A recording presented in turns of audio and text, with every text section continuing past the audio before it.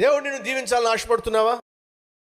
అయితే సంపూర్ణంగా దేవుని యొక్క అధికారానికి, ఆయన చిత్తానికి, ఆయన వాక్యానికి, ఆయన ఉద్దేశానికి నీ జీవితాన్ని అప్పగించు.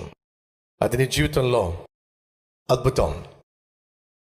నా చదువు అయిపోయిన తర్వాత నాకు ఇంటి దగ్గర నుంచి ఫోన్ వచ్చింది, త్వరగా బయలుదేరరా. చాలా సందర్భాల్లో చెప్పా, మరలా చెప్తున్నా. ఇంటికి వెళ్ళిన తర్వాత నన్ను పెంచుకున్న మా పెద్దమ్మ, ఆమె ఆ రోజుల్లో ఫేమస్ డాక్టర్, ఆమె కెనడా దేశానికి వెళ్ళింది, నా గురించి మాట్లాడింది. చదువు అయిపోయింది, వాడిని కెనడా దేశానికి నేను పంపించాలని ఆశపడుతున్నాను అని చెప్తే, అక్కడున్న ఫ్రెండ్స్ అందరూ కలిసి కావలసిన పేపర్స్ అన్నీ ఇచ్చి, ఇదిగో మీ అబ్బాయికి ఇవ్వండి, ఇక్కడ మంచి ఉద్యోగము, అద్భుతమైన భవిష్యత్తు, తగిన పేపర్స్ అన్నీ ఏర్పాటు చేస్తున్నాం అని చెప్పి పేపర్స్ ఇచ్చి పంపించారు. ఎంతో సంతోషంగా మా పెద్దమ్మ నన్ను పిలిపించి, ఒరే నీకు కెనడా దేశానికి వెళ్ళడానికి అన్ని పేపర్లు తీసుకొచ్చాను, వెళ్ళు. ఆ రోజు నేను, నా కుటుంబము సంతోషంతో, ఇప్పుడు కాదండి, సుమారు 29-30 సంవత్సరాల క్రితం, ఆ రోజులు అమెరికా వెళ్ళడం, కెనడా వెళ్ళడం, ఆస్ట్రేలియా వెళ్ళడం మహా గొప్పగా భావించేవాళ్ళు. మా ఇంటిళ్ళ బాధ అందరూ కూడా ఎంత సంతోషించారో. సతీష్ అట కెనడా వెళ్ళిపోతున్నాడట, వాడికి పేపర్స్ వచ్చినాయట, వెళ్ళిపోతున్నాడు అని చెప్పి ఎంత సంతోషపడిపోయారో. నేను కూడా ఆ రోజుల్లో ఇతర దేశాలకు వెళ్ళడం గొప్ప కనుక నేను సంతోషంగా ఉండి ఒక మాట మా పెద్దమ్మకు చెప్పాను, నేను వెళ్ళి ప్రార్థన చేస్తాను, ఒక్కసారి ప్రభువుని అడుగుతాను అని అంటే చాలా కొంచెం కోపంగా ముఖం పెట్టింది. కెనడా దేశానికి వెళ్ళడానికి పేపర్లు తీసుకొస్తే ప్రార్థన చేస్తానంటావేమిట్రా, దేవుడు ఏమైనా వద్దంటాడా? ఒకసారి ప్రార్థన చేస్తాను. మోకరించాను, ప్రార్థన చేస్తూ ఉన్నాను, ప్రభువా చదువులేని నాకు బాగా చదువుకునే కృపనిచ్చావు, వెంటనే ఉద్యోగం కూడా కెనడా దేశంలో ఉద్యోగం చేసేటటువంటి అవకాశం మీరు నాకు ఇచ్చారు. మా ఇంట్లో వాళ్ళందరూ చాలా హ్యాపీగా సంతోషంగా ఫీల్ అవుతున్నారు. నువ్వేమనుకుంటున్నావు? ప్రార్థన చేస్తున్నప్పుడు దేవుడు నాతో చెప్పింది ఏమిటి తెలుసా? కోట్ల మంది ఆ ప్రేమ తెలియక ఈ దేశంలో నశించిపోతూ ఉండగా కెనడా దేశంలో ఉద్యోగం సంపాదించి లక్షలు కోట్ల రూపాయలు సంపాదించాలి అని అనుకోవడం నీకు న్యాయమా? దేవుడు నాతో మాట్లాడాడు. అంటే ప్రభు నన్ను ఏం చేయమంటావు? నువ్వు కెనడా దేశానికి వెళ్ళడానికి వీల్లేదు. ప్రభువా నన్ను కని పెంచి పెద్ద చేసిన వాళ్ళు నా మీద ఆశలు పెట్టుకున్నారు, వాళ్ళను గౌరవించటం, నేను ఉద్యోగం చేసి వారికి ఎంతో కొంత అండగా నిలబడ్డం అది నా ధర్మం కదా, వారి మాట నేను వినాలి కదా. నీకోసం ఎవరు ప్రాణం పెట్టారు? నా కోసం నువ్వే ప్రాణం పెట్టావు ప్రభువా. జన్మనిచ్చిన తల్లిదండ్రులు గొప్ప, ప్రాణం పెట్టిన నేను గొప్ప.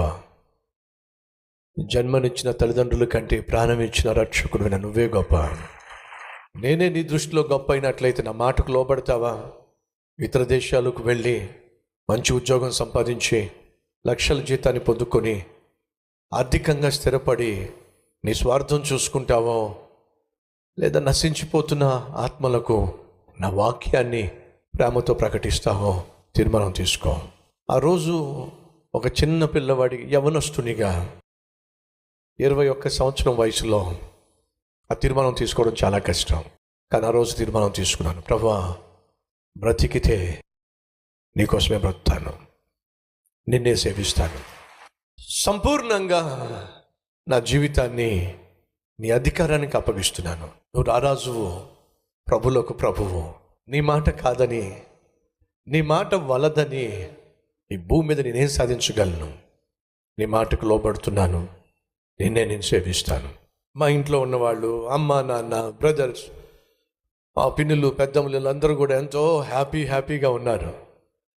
ప్రార్థన చేసి బయటకు వచ్చి ఖచ్చితంగా చెప్పేశాను, మీరందరూ నేను కెనడా దేశానికి వెళ్ళాలని ఆశపడుతున్నారు కానీ వెళ్ళటం లేదు. ఏమైంది? దేవుడు చెప్పాడు ఇక్కడే ఉండి తన సేవ చేయమని. ఏం మాట్లాడుతున్నారా? నిజంగా సేవ చేయాలని ఆశపడితే ఉద్యోగం చేసుకుంటూ సాయంత్రం ఖాళీ సమయాల్లో వెళ్ళి సేవ చేసుకోరా?